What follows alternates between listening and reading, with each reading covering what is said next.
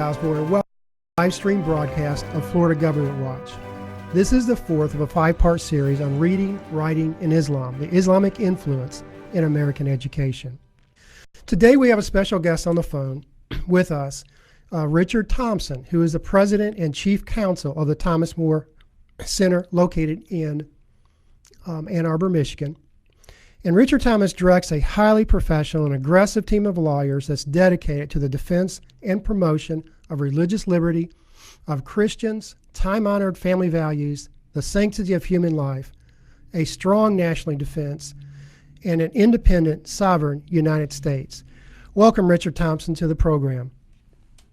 Thank you for having me. We could probably spend a whole hour on just the accomplishments of yourself and the accomplishments of the Thomas More Law Center. But I want to focus very specifically on the legal battles that have been fought on Islam in our school system. So I want to get right into our discussion.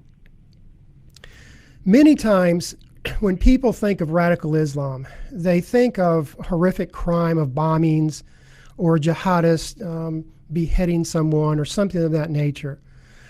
But radical Islam really is more than that. And I just want to kind of know what your thoughts are on Islamic influence in America, and have you seen an increase of constitutional infringements in recent years?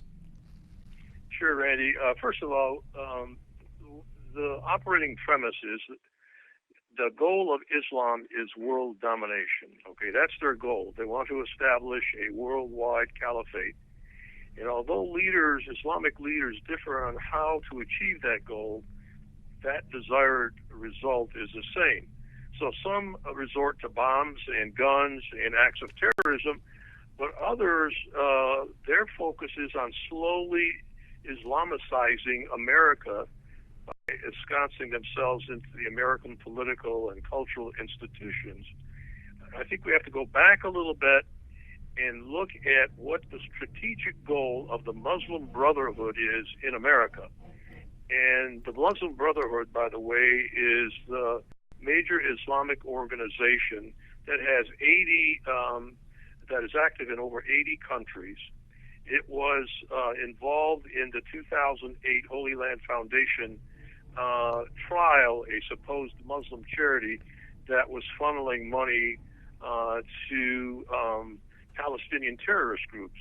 In that trial was introduced a document that had been obtained by the FBI in a search warrant that they had issued.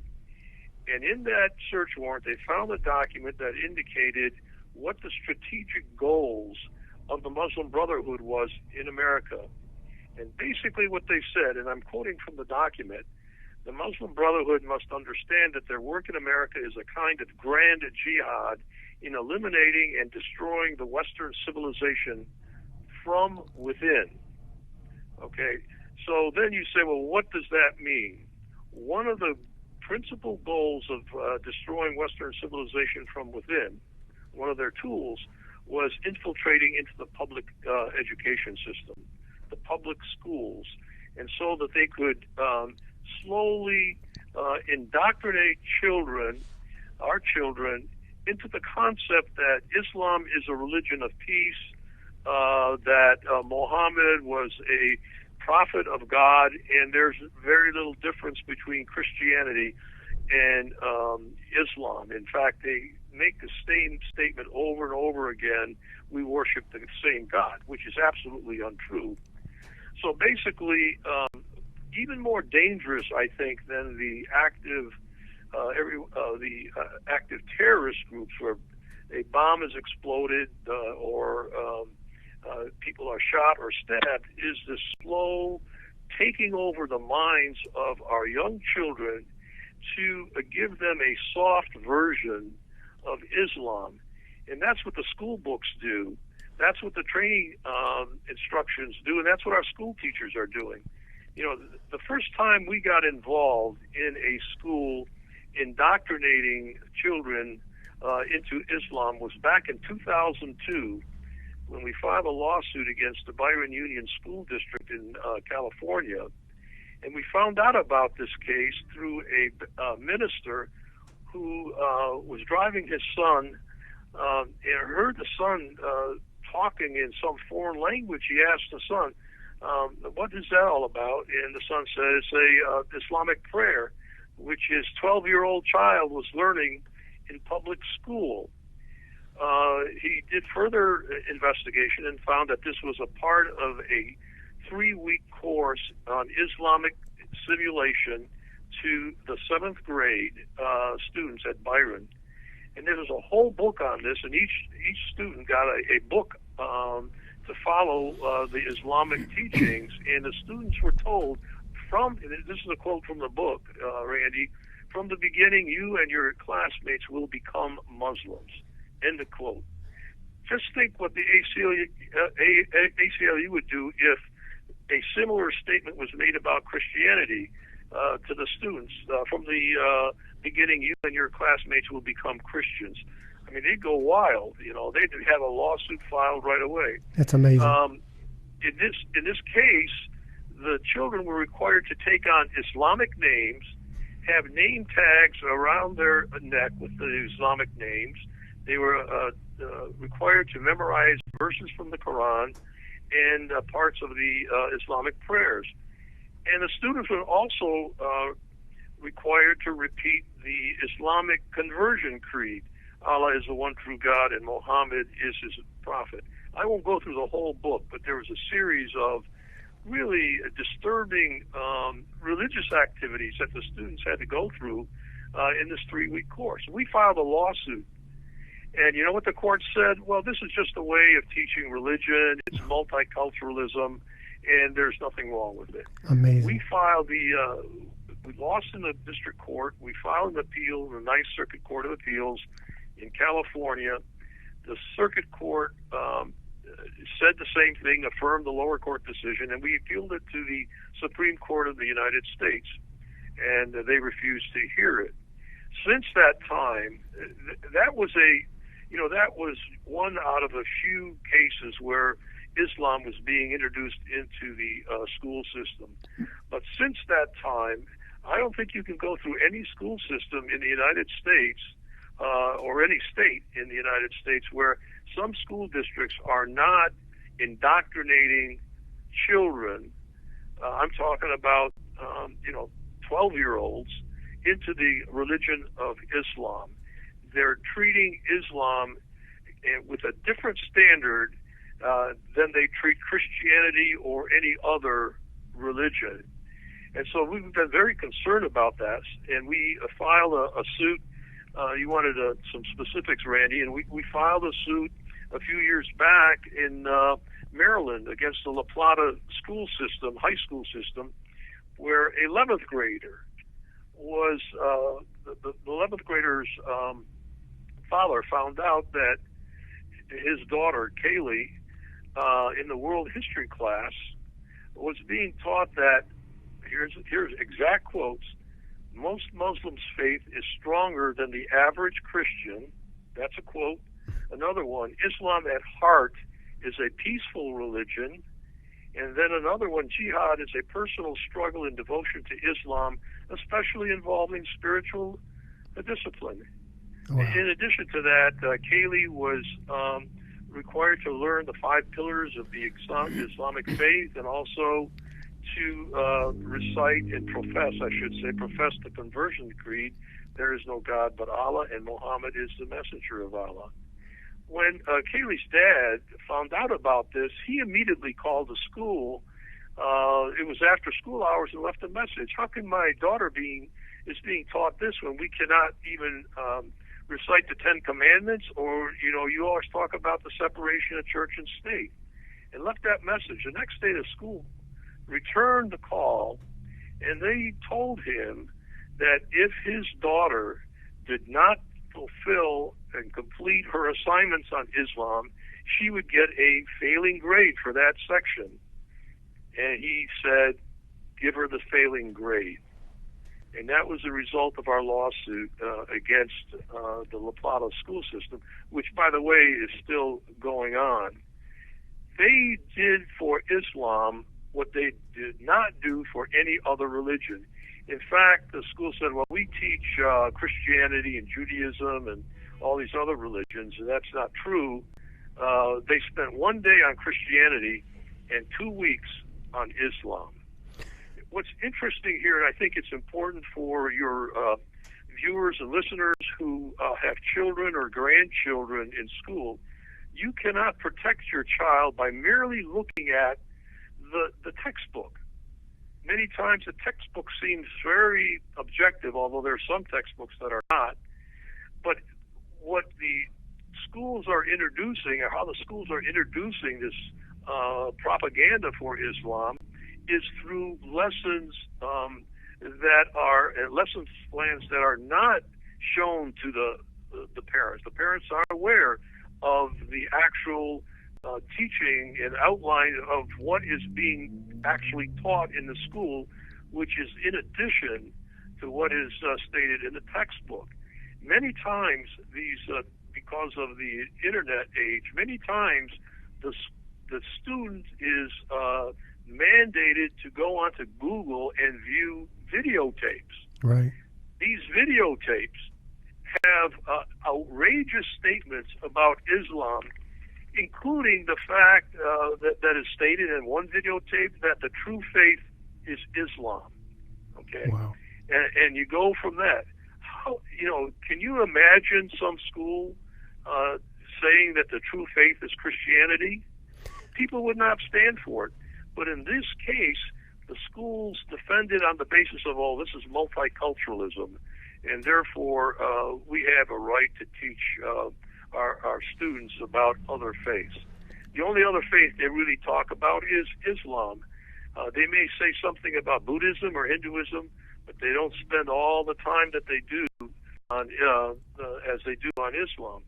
So it is a very, very insidious way that they're increasing their ability to slowly take over our culture, our civilization. America was based on Judeo-Christian principles. Yeah. Our founding fathers believed they were establishing what is, in effect, a Christian nation.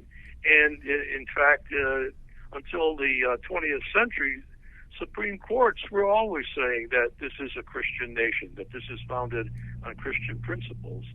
But in the last decade or so, the last half century, I should say, that is all being changed. They're slowly removing Christianity and Christian principles out of the public school system, but they are allowing Islam to come into the school system on the basis of multiculturalism.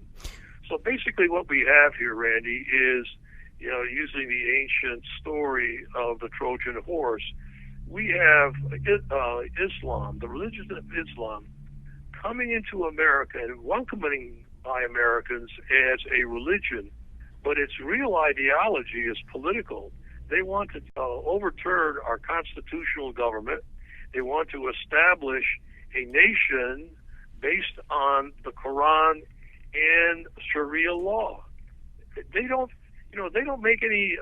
They don't try to hide that fact. They say that. In fact, you may have heard of CARE, the Council of American Islamic Relations. Have a lot of experience with those folks. Oh yeah, well, they love me. Their founder said the Muslim. The founder said that Islam is not in America to be equal to other faith, but to become dominant. The Quran should be the highest authority in America, and Islam the only accepted religion on earth. Yeah, this is what Omar Ahmad, a co-founder of CARE, said to Muslims meeting in California in 1998. It's a quote: "Islam isn't in America to be equal to any other faith, but to become dominant. The Quran should be the highest authority in America, and Islam the only accepted religion on earth, period." End of quote. Now, every time there's a terrorist attack, all the TV stations and radio stations put on a representative of CARE who comes out and says, well, these terrorists hijacked the Islamic faith. They're not really Muslims. And keep on telling Americans that Islam is a religion of faith. Well, it's an absolute lie, but the problem is too many people are buying into that lie, and American parents and grandparents are allowing their children to be propagandized in the public school system. I took some depositions in this La Plata case with Kaylee Wood is involved. I was astounded that many of the teachers who claimed to be Christians could not tell the difference between Christianity and Islam. Wow. Had a difficult time when I asked them the question, is Allah the same as the Christian God?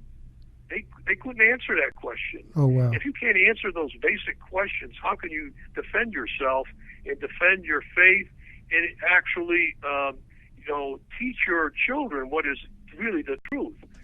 Jefferson said one time, you cannot be ignorant and free at the same time. It never was and never will be. And I'm concerned that too many Americans are ignorant of the real faith of Islam, and that it is a religion of violence, and its mission is to conquer the world, including what they call the Great Satan, America. Richard, let me ask you another question. And one of the things that it is being disguised as in our school system is its world history or its cultures, or sometimes they'll say world religions. And then what they will do is when you challenge this, they say, well, this is just world history. I mean, you do want your child to learn about history, correct? Here's my question. Where is the defining difference between teaching a religion or teaching about a religion and propagating a religion? And where is that at in the school system? Where would you define that? That's an important question, because there was some dicta in a Supreme Court case that said it's okay to teach about religion but not teach religion, and everyone's trying to figure out what that means. Basically, what I would say it means, it's okay to teach about a factual statement about religion. For instance, 90% of I'm not sure if this is accurate, but 90% of Indonesians are Muslim. That's a fact about religion. Or there are 1.5 billion Muslims in the world. That's a fact. What becomes unconstitutional is if you start teaching the child the religious conversion creed, or you have the child memorizing verses from the Quran, or taking other parts of the Muslim faith and reenacting them. For instance, in the Byron Union School District, during Ramadan, children had to pretend that they were fasting, so they would go into the cafeteria and not eat any food. I mean, they were told that was a part of their lesson plan. There's a difference between teaching a factual statement about a religion so that the student can understand what that religion is, versus teaching the student a religious tenet of that religion. Because the Supreme Court has been very clear on this, that the public school system should not entangle itself, should not have excessive entanglement in religions. A lot of these teachers, and they point to some statewide standard, says, well, we have to compare and contrast different religions. You can't do that because first of all, the teachers aren't even qualified to do that. You'd have to be a theologian generally if you're going to get involved with all these various religions. But secondly, you have to be excessively entangled in the religion. For instance, are your students going to learn the difference between Allah and the Judeo-Christian God? Now, there is, you can read about the differences. Most people wouldn't be able to tell you, unless you've studied it, that the Muslims believe that Christians are polytheists. In other words, we believe in several gods because we believe in God the Father, the Son, and the Holy Spirit. Okay, The Trinity. and to them there is only one God. We believe in a loving God. They believe in a God that is not loving, is impersonal, and doesn't care about an individual. In fact, Islam means submission. They have to submit to God. So that there are so many differences between Judeo-Christian principles and Islam that, first of all, if you are a true believing Muslim, you believe in the Quran and you believe in Sharia law, you can't be a loyal member of the United States of America, because the Constitution itself is contrary to what you believe. In other words, there are no equal rights. There is no religious freedom. Women are repressed, and so forth. There is no, you can go down the list. There is no free speech. They don't have the same value system as we do. And so it is important for parents, first of all, Randy, it's important for parents not only to look at the texts, but also look at the tests that their children are having to complete, and also look at resources outside of the textbook, because what is happening is a lot of these teachers are bringing in their private resources and using those private resources as a method of teaching Islam in very little to do with Christianity. So it is a very sinister way that they are slowly taking over this country, and we have to educate our parents, and we have to educate the public school systems. And one of the things that we find that a lot of parents will complain, Randy, and we're ready to come in there and file a lawsuit, but they're reluctant to do that. They don't want to be called bigoted or intolerant. They don't want their children to be harassed in any way. So they back off. And what happens is, because of the indifference or the reluctance of people to stand up and defend their rights, Islam slowly is taking over. So Richard, what would you suggest? This is a lot more widespread than obviously the cases that you're picking up. Right. I accidentally got involved in this issue when I was going around the state debating Common Core, against Common Core. And I quite honestly, somebody smuggled, because we couldn't get access to one of these textbooks that I'm sure you're familiar with. And what happened was, I read this textbook and I was blown away. I could not believe that this was being taught in our school system. I found out 50% of the school boards in the state of Florida were using this textbook. Very, very pro-Islamic textbook. And I started bringing this out. I started addressing this with school boards. And every county that I went to that I would have this discussion, I'd have parents come to me and say, this is what, the teacher told, my student. And in fact, one of them is in English language arts. A teacher said the Bible couldn't be true because there was no written language at the time that the Bible was allegedly written. I mean, that kind of nonsense. And then propagating or promoting Islam and Allah, et cetera. So what can parents do? This is an epidemic, in my opinion. I had no idea that I thought it was isolated, but it is not. Even the most conservative counties in the state and across the United States, this has become an epidemic, and I don't even think our parents know what's going on here. The kids aren't able to bring the books home. A lot of times, for example, the case that you've mentioned it was probably mere accident that the parent got a hold of something that said, wait a second, this is what my student is learning.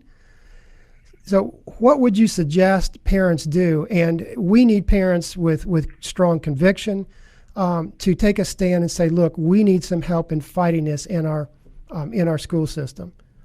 Right. I think you touched on the first thing. parents have to be involved in what their students, what their children are learning in school. And especially, as you said, they are normally propagandized through a history class or geography class or some social science class. That's where they normally introduce Islam to the student. Then what the parent has to do is not only read the textbook, but then say, I want to see your homework assignments. And then many public schools nowadays, as I indicated earlier, require the student to get into Google and then get on the internet with certain videos. Those videos normally are worse than anything, and that's where the video that we found out in one of the cases that we have said that Islam is the true faith, and that Muhammad is the last messenger of God. Now, there was another thing you touched on, Randy, is this, that many times they will say Christians believe this or Christians believe that. But when they get to Islam and Muslims, they state it as a fact. They will state as a fact that the angel Gabriel gave the message of God to Muhammad in the cave, and they will state that as a fact, not as a belief. So many times where they will couch the Christian faith as Christians believe this, but they will state when they're talking about Islam that this is the fact.